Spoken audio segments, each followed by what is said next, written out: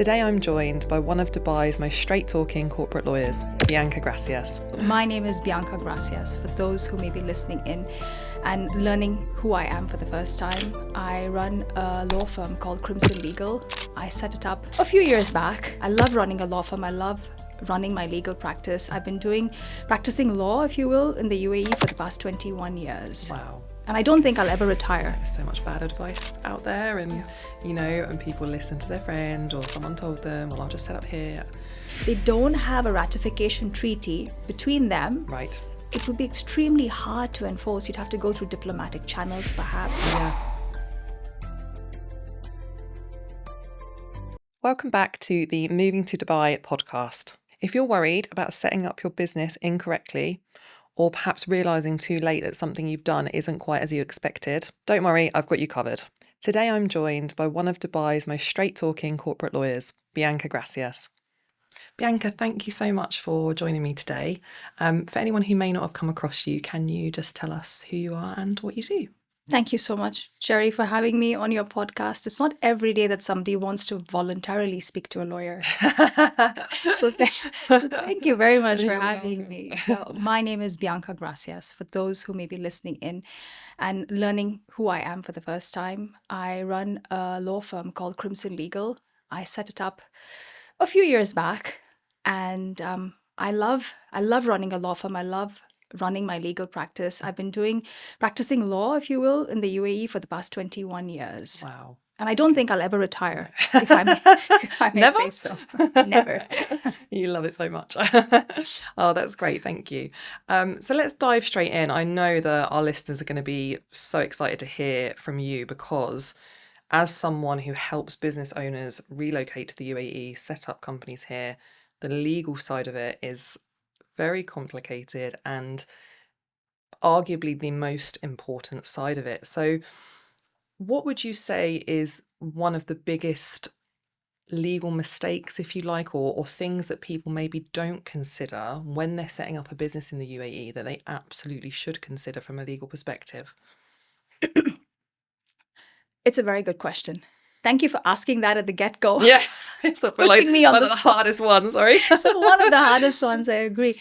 A lot of people, first of all, they are scared of going and speaking to a lawyer. I mean, you know this. You come across a lot of founders in your line of work as well, right? How many of them would say, I voluntarily opted to go to a lawyer in advance? Yeah, not many. Right? Because they only think of going to a lawyer when they have a problem. Yes.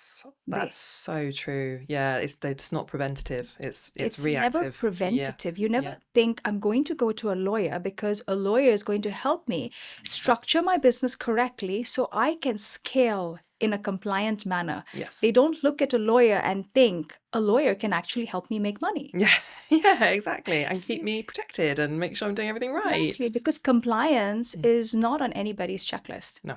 Unless you're receiving a penalty or a fine or you're arrested. Yeah. Worst case scenario. Yeah. So the biggest mistake I see founders or business owners making, even the most experienced founders, is they don't want to look at preventative risks. Yeah.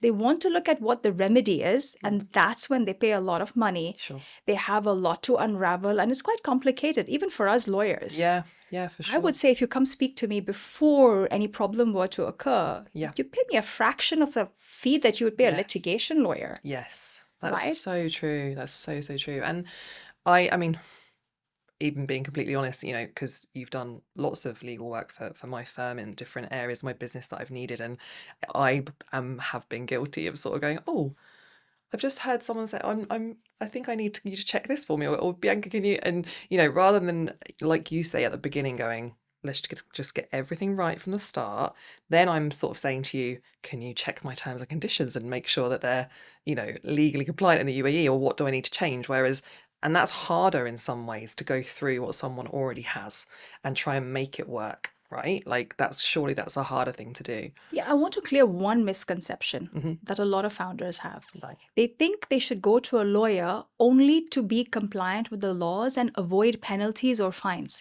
Right. And that's a misconception. That's only one of the reasons why you'd go to a lawyer in advance. Lawyers can actually help you monetize verticals in your business that you didn't know you could. Wow. Let's talk about licensing, for Yes, example. let's dive into licensing. Franchising, Yeah. distribution. Yeah. There are so many ways in which we could actually help you monetize your business. Wow. But that's only I didn't something think you of that. realize, Yeah. right? Yeah. It's only something you realize when you sit down with a lawyer and you go, can you identify my risks in this particular business model that I have? Yeah. And the funny thing is, even though, say, for example, you take two businesses and they're both selling ice creams, Yeah. their business model will be different. Right. I mean, you know Yeah, this, right? of course. As They a all, finance yeah, expert. yeah. It's Same never with the accounting same. firms. Same with accounting firms. We're all doing it slightly differently. You know, it's whatever works for us. So right? how could the legal risk then be identical? Because the way you hire, where you set up, Yeah. who your employees are, how many shareholders you have, where they are incorporated, or whether they're individuals or not, all this makes a difference as to how you're going to scale, how you're going to grow, whether you want to. Yeah. What the ingredients are in your ice cream recipe, for example. Are they a trademark? Yeah. Are they a secret Yeah. recipe? Yeah. Gosh, there's so much to think about, and that's really eye-opening, actually, what you've just said. And I'd never even thought about it like that. And we're similar in a way, being accountants and tax advisors, because we're doing almost the same thing from a tax perspective and saying to people, if you plan properly and we give you the tax advice up front, then you're not going to have the costly mistakes of when you realize you've accidentally spent one extra day in the UK and now you're going to pay worldwide tax in the UK on your worldwide income and things like that. So it's a way of making more money, really, to have that advice up front. So it's very similar to what you've just said. And yeah, that's such a good point. I love that. Okay, so I can't even remember actually how you and I got introduced. I think it might have been someone on one of the social media pages recommended you and your firm. And I spoke to you in the early days of my business out here because I think it was employment contract I think I needed, and you helped me with that, which is brilliant. And now, obviously, I know you do lots on LinkedIn and promote yourself, which I love, as you know, because I love LinkedIn. What would you say is the way that most people at the moment kind of hear about you and your firm? Are they hearing about you because they're getting a recommendation and, like you say, something's gone wrong and they're saying, do you know a lawyer? Or is it more that people are just worried or nervous and they're saying, actually, I need to speak to Bianca? Like, what would you say is the main route? So lucky for me, I've run my practice for over 10 years now. Wow. So I've had my heydays of networking, and I don't need to go to as many networking events or do any form of marketing, if you will. Actually, come to think of it, I never did any marketing. Really? Yep. I never did any SEO. I never actually put my firm out there and said, buy from us, or we are selling legal services, or we can do this for you. I've only ever relied on building healthy long-term connections with people. Yeah.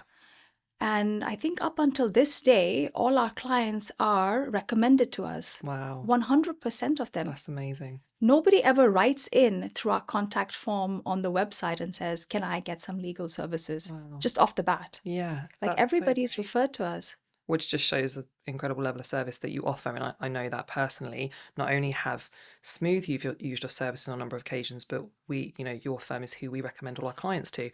And I mean, I feel like I'm learning stuff in this podcast from you. My brain is going to overdrive. I'm like, I need to be telling my clients about these things. I need to get them right. Okay. Let's get back on track with the podcast questions. So, free zone and mainland companies. So, for our listeners who may not know even what I'm saying or what I'm talking about, could you just explain a little bit about the differences between them and from a legal perspective, why that matters? So the UAE is a country comprised of 7 emirates, for those who may not understand UAE as much. Dubai is the most popular emirate, of course. Abu Dhabi is the capital of the UAE. In addition to Dubai and Abu Dhabi, we have 5 other emirates. When you put all these emirates together, we have about 65 options, maybe more than 65 actually, where you can incorporate a company. It's like Candyland. And it's so alien to us in the UK because it's company's house, set up a company. There's no, you can't deviate from that. So that's so difficult, I think, for people to understand about the fact that there are so many options, and we help our clients decide where's best for them and things like that. But I think what would be useful to know is the legal side. And you and I have had this conversation before, actually, because I know I've spoken to you about different bits and pieces, but how does the legal side of it change depending on where you are incorporated? So it's really tricky. Okay. Every free zone that is present or that offers regulatory options to incorporate a company may not have the same activities. So their list of activities really differs. And the tricky bit with incorporating in a free zone is the law strictly says if you incorporate in a free zone, then the jurisdiction in which you can provide your services or sell your products is only within that specific free zone. Right. So if you have products, you will then need to hire a distributor Yeah. or incorporate on mainland in order to distribute your products Yeah. through mainland. Mm-hmm. But if you are a service provider, you will only have to provide your services within that restricted area or geographical jurisdiction of that specific free zone. And that's what people don't realize. No, they don't. And there's so much bad advice out there, and and people listen to their friend or someone told them, well, I'll just set up here. The conversations I've even had this week, when we talk about activities and how when we talk to our clients, it's so important to get the right activity for what your business is doing. The amount of times we see that they've just set up management consultancy when they're recruitment, it's frustrating because it's, you want to say to people, it's always fine until it's not, right? And that's the thing with the legal side of things, and what you guys do, I think, is we go back to what we said at the beginning, is why preventative measures are so important, because people will go under the radar, right, with whatever they've done, and they think, oh, it's fine, I know someone that did it, it's fine. And then something happens, fines, penalties, your company's closed down, and then what do you do, right? So yeah, I think understanding which free zone or mainland, if that's right for you, and which activity you go for is super important. Fine. What about things like wills? How important is it to have a will in the UAE? I mean, I'm sure I'm going to learn something now as well. I'm not entirely sure on that. My common sense brain would say very important, but I don't know the law out here. So yeah, what's your advice with people on that? The thing I've seen with founders in the UAE is that they are so optimistic. I mean, we all know we are going to die someday. Yeah. But we all believe that we're going to live forever for some reason in the UAE. So we're less prepared, I feel, than other jurisdictions. And the thing we don't understand as business owners is that if we die interstate, which means we die without a will, a registered will, either in DIFC, Dubai Courts, or ADJD in Abu Dhabi, then whatever assets we have will be distributed under Sharia law. Wow. So if we don't want that to happen, if we want our heirs or our successors, our family to be well taken care of, then our letter of wishes should be recorded and registered correctly. Right, okay. Not just to protect our assets, right? But also to protect our family, our loved ones. Yeah. And I would say it's quite mandatory. Every business owner should consider it. Yeah. Another thing, by the way, besides a will, a lot of business owners don't know that they can consider is business protection insurance. Yes.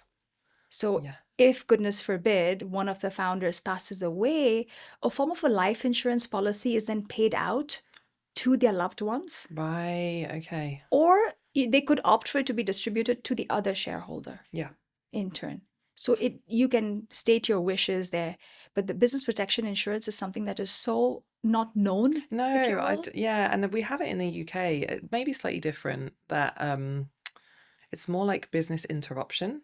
So we have you can get life insurance policies through the business, and should one of the founders pass away, then it pays out. But we also have like business interruption insurance. So say if I was in a terrible car accident, or I was, incapacitated, I couldn't run the business, it would pay out, for however long. And that's kind of how we have it there. And I think, again, I didn't really think about that in the UAE. So So I'm a big proponent of insurance, and let me tell you why. Okay, Because I love contracts, right? I love what I do.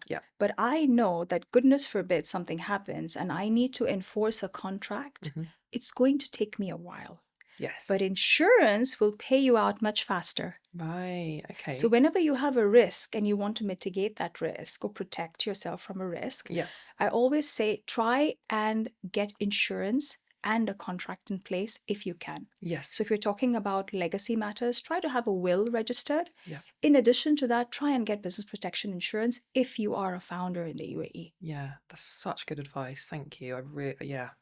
Again, I'm noting all of these things. Mentally noting them. That's so useful. Okay, so will important, insurances, of course, important. And actually, like I do go a bit over top with insurance myself as a business owner. So in the UK, very much like I have like a list of various different policies, and my insurance broker, she'll say to me, do you, there's this policy, this one, and I go, yeah, I'll take them all. Every single one. I'll just have all of them. I've got cyber insurance. Like I've got cyber insurance anyway because we are accredited, but I've got an additional cyber insurance policy, employer insurance, professional indemnity insurance, office insurance, travel insurance, business travel insurance. So yeah, I've got a whole big long list of policies because I'm exactly what you just said. I'm like, it's the one thing you hope you're never going to need. I think besides me, you're the only other best insured person. Oh, really? Yeah, but now I want the one that you said about, so I'm going to get that here. I'm going to go and look into that.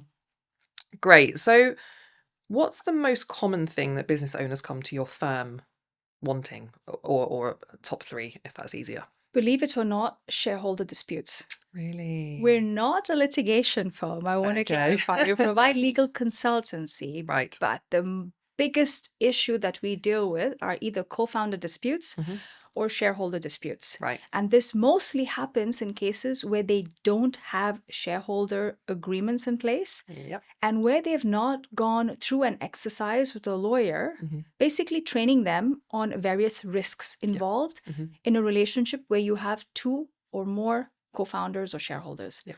Because there is a certain level of understanding, awareness, communication that you need to have when you're getting into a business with other partners. And that's something we offer our clients. Yeah. I don't know whether other law firms do it, but we don't just draft a shareholders agreement and give it to you. No. We sit down with you and we explain to you based on our experience what the risks could be into entering into a shareholder relationship now. Yeah. So what we try and do when we get these issues with shareholder disputes or co-founder disputes, we try and sit down and resolve the disputes. Right. We try and mediate, Yeah. or we try and find some kind of a route where there can be peace in the family, so to speak. Yeah. So which that's is so much more important. Which is so much more important because nobody wants to litigate. No. You don't want to litigate, whether you're driven by ego, by fear, by money, whatever it is that's driving you towards this dispute. Yeah. You really don't want to face the consequences of it. No. You may think you do. Yeah. And emotions can make you feel that, I don't care. I'm doing this. Correct. And actually, you've seen the other side of it, or you see all the other side of it all the time because it's your job. And I can understand you saying, trust me, you don't want to go down this road. It's going to be costly, I imagine, time consuming, stressful. Absolutely. All of those things. All of those things. And the other things that people come to us with are to structure all the contracts that they require for their business. Yeah. In order to monetize their business in a compliant manner. Right. And that's what we are really good at. Yeah. We can help you in a very practical way. Yes. So one thing that we do with our clients is we sit them down and we say, right, tell us a bit more about why you set your business up. Yeah. How do you work with your clients? Yes. What is your user experience? What are the experiences that your clients have? What are the issues that you foresee in your business? Yeah. So it's not just an exercise where we take your instructions. If you come to us and say, I want a franchise agreement, and we just draft it for you. Yeah. We'll sit down and we'll run through a very practical exercise. Yeah. And we'll try and understand what exactly it is that the risks are in your business. And we'll try and foresee those, prevent those for you, and draft for you a contract that is beautiful. A form of art, if you will, in my eyes. It is. It absolutely is. I believe you. That's so important. And just on that then. So contracts, for example, how hard is it to enforce contracts in the UAE? It's actually a very good question. Because it can be really hard. to enforce a contract, especially if you get into what we call a napkin contract. Right. What's a napkin contract? Where you've just sat with somebody in a coffee shop and you've decided to put together some terms and you just sign up. Yeah. A lot of founders are guilty of signing napkin contracts. Yeah. Or they sign contracts that are from templates they downloaded from the internet. Yeah. And that's an absolute no-no, because you just don't know under what laws those templates were created, Yeah.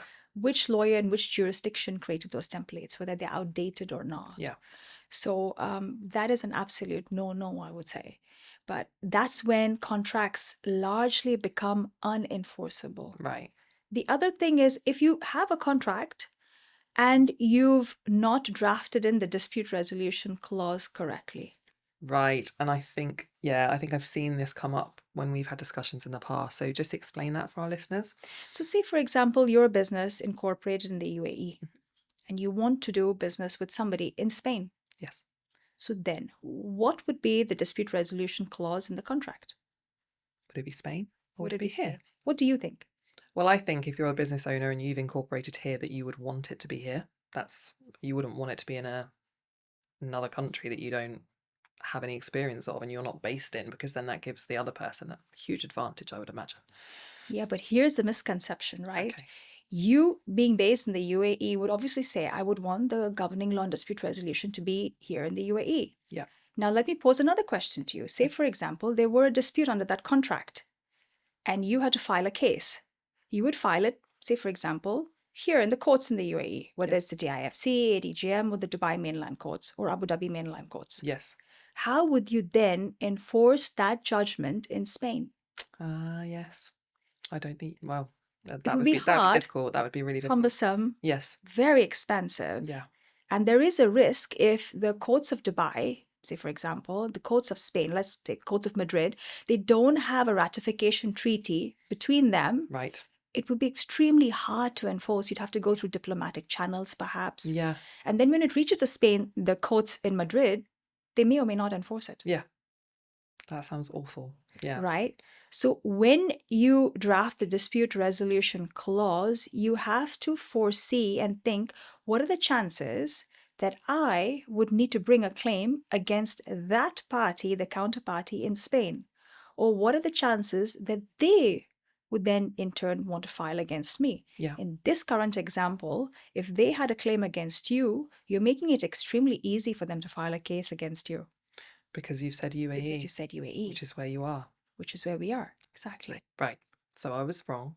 So yeah, and that's why this is so fascinating. I love it. Let me tell you, we have dispute resolution specialists that specialize just in this domain. Really? They just specialize in terms of the clause. in dispute resolution. Yeah.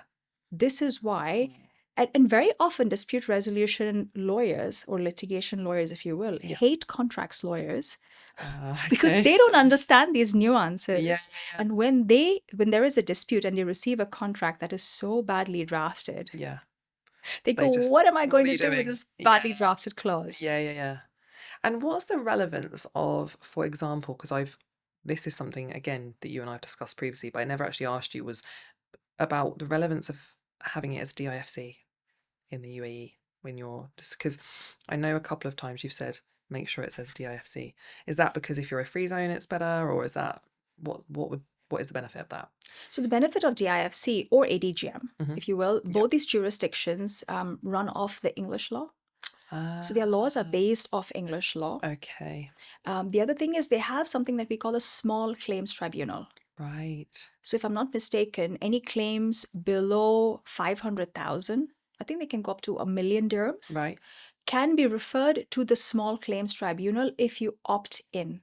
When I say opt in is if you have that specific clause in your contract. Yes. ADGM operate the same principle, although their threshold is a little lower. Right, okay. I guess it may be 300,000 dirhams or $300,000. Yeah. I'll have to fact check. That's fine.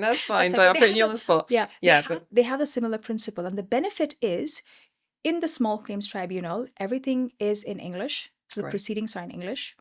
You can have virtual proceedings. Great. There is a session of mediation by the judge or a mediator in DIFC before you actually launch into formal legal proceedings. You can represent yourself, Great. so you don't need to pay an expensive litigation lawyer. Yeah. The fee that you will pay, the filing fee, is fixed. There's a cap, there's a threshold, Great. so you know exactly how much you're going to pay in fees. Yeah. And you can get the judgment very swiftly. Wow. I'd say in about 3, maximum 6 months. Wow, that's so good. Yeah. So is that the type of thing, I guess, maybe if you had someone who owed you money and they haven't paid you, is that the kind of thing you would do, the small claims court? You'd try, Absolutely. because without that, I'm assuming it's going to be a nightmare trying to get your money back if someone owes you money. Yes. Like, what are you doing? Going to the mainland courts, or are you? If it just, I suppose it depends what your contract says, right? Depends. It depends exactly what your Yeah. dispute resolution Yes. clause says. Yeah. And with SMEs in the UAE, I always recommend, if you're going to get into business with another SME and your threshold is less than 1 million dirhams, Yeah. try to opt in to DIFC courts Yeah. to resolve any disputes. Yes. Yeah. That's so useful. This is such a useful podcast. I'm so excited. If I'm a business owner and I'm setting up my business in the UAE, or I've already set it up, and I come to you and I say, I'm going to be one of those preventative business owners. I'm going to be the responsible one. Bianca, what do I need? What's your process? What are you looking at for me? I'm guessing obviously contracts, but is that's your customer contracts, that's your employee contracts? Because another thing that I'm confused about as well is the free zones, they issue their own employment contracts for visas for your employees. So how does that interact with, say, one that you would prepare? And why should you not just use the default one that you're given from the free zone, for example? With regards to employment, yes. A lot of free zones have their own template, especially if you're going to apply for, say, a work permit or a visa through that free zone. They do give you types of templates. They have their own. Yeah. But in parallel, you can always execute a separate form of a contract, provided it does not contravene the labor law that's applicable Right. in that particular scenario. Okay. So DIFC and ADGM have their own labor regulations. Right. Some other free zones also have their own regulations in Dubai, for example, JAFSA. Right. They have their own regulations. But when it comes to dispute resolution, if there is a case, for example, or a dispute, then employer and employee have to go to the courts in mainland. Right. Okay. So the labor courts in mainland cover all the free zones in the UAE, except for DIFC and ADGM. And you can't opt in. So if you are an entity in another free zone, if it's a labor dispute, you can't opt into DIFC or ADGM, not with employment. Not with employment. And is that the only main kind of exclusion, employment? I would say also with regards to legacy matters, unless, of course, your will is registered in DIFC. Okay. But generally with legacy matters, you can't really go to free zone, the courts in the free zone. And also in a lot of cases with real estate matters. Right. Unless your real estate is located in DIFC and ADGM. Yeah. You can't opt in. You can't. For those disputes to go into DIFC courts. Right. So you're going courts. mainland then? You have to go mainland. And that's going to be quite a long process, expensive. You have to hire local counsel that speaks Arabic. Okay. And that understands the civil procedure code. Yeah. Okay. That's really useful. And I think actually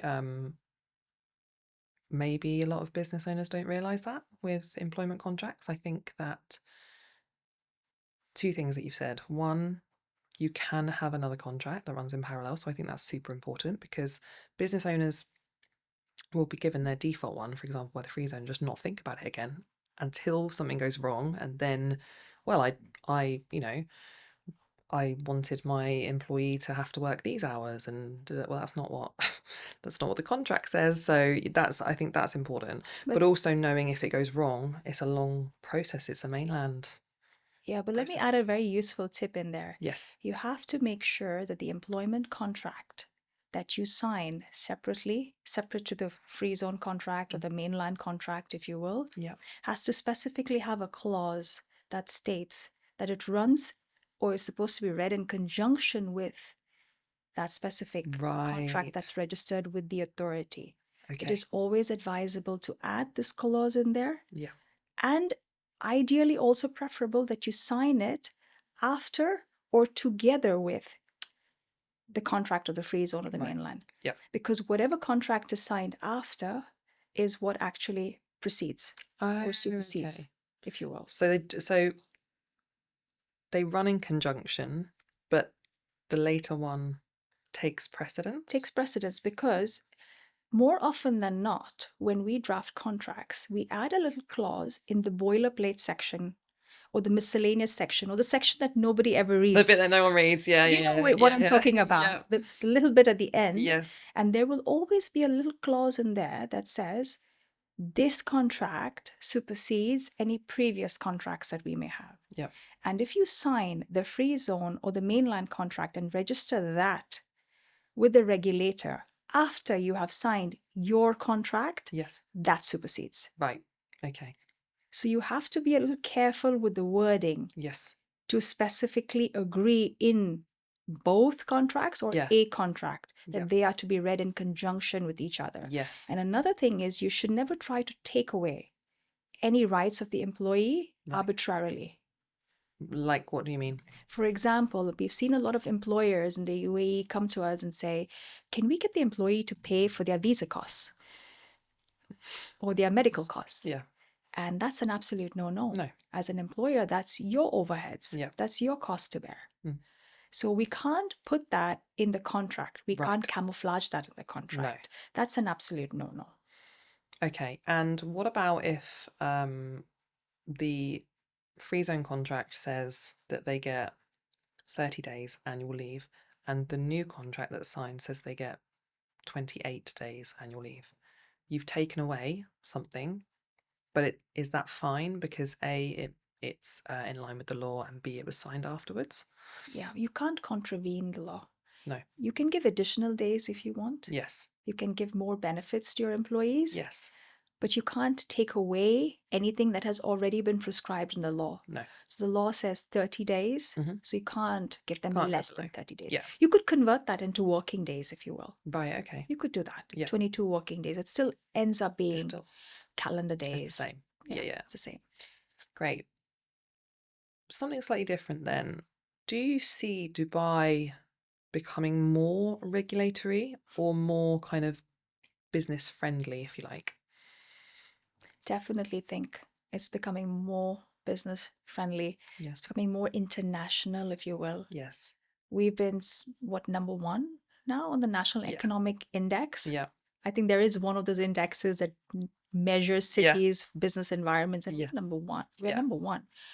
We are setting up businesses every day, Mm. right Yeah. here, and businesses flourishing and Yeah. thriving. So definitely, it's going to be the next go-to destination to set up businesses, Yeah. structure.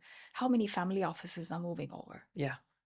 Well, I mean, people say this to me all the time, you must be busy, because so many Brits, and we mainly help British business owners because that's where I live and I'm from and where people know me from. But I mean, it's so many, I'm having conversations all day, every day with people that are leaving the UK, and this is where they're coming, and it's because I always say Dubai is a land of opportunity. I genuinely believe that. I only have my business out here just simply because of how Dubai is as a place. It's very hard to explain to people that haven't maybe been or maybe don't have a business out here, but everybody wants to help everyone. That's how I feel, and that's what I have experienced. And it's wonderful to hear from you that you've never even done any marketing and everybody just recommends you, because if you give a good service, people will recommend you. And it doesn't happen so much in the UK, but I see it so much here, and I think having businesses in both countries, I see the difference in some ways, and I would agree that it's so super business friendly out here and it's so easy for people. But I don't think, and just bringing it back to all of the things we've discussed, just because it's easy to set up here doesn't mean you shouldn't get the right advice. And that's from a tax perspective as well, and from a legal perspective. Let's kind of wrap it up then, I guess. What's one thing you would like to leave our listeners with when they're thinking of setting up a business in the UAE? Just one thing that you think is the most important. I've seen some bad advice floating around. Mm. So I'd love your listeners not to take that advice, if I may. Don't take it. So people come to me and say, oh, because somebody else did it, my friend did it, Yeah, I'm going to do it. yeah, Exactly like what you said earlier. yeah. And they throw this line at me that goes, forgiveness is better than permission. And that, Yeah, Jeri, is the worst advice that is the worst. Yeah, anybody could yeah, possibly give yeah, or implement. yeah. And I would say, don't take that advice. No. Set up a business only when and if you have a business plan Yes. and a runway. Yep. Because setting up a business costs money. Mm. Don't fall for the scams. And I call them scams very openly. Yeah. That say, set up a business for cheap. Oh, I see it all the time. Never do that. All the Never time. set up a business for cheap in No, Dubai no. because it costs money. Yeah. And you need a good, healthy runway Yeah. to stay compliant because there are operational costs, there are overheads that may not be sold to you in the package Yeah. when you're setting up that cheap business. Yeah. And also, once you're with an agent or whoever sets it up for you, you're generally stuck with them unless you can get an NOC. And I don't think business owners realize that.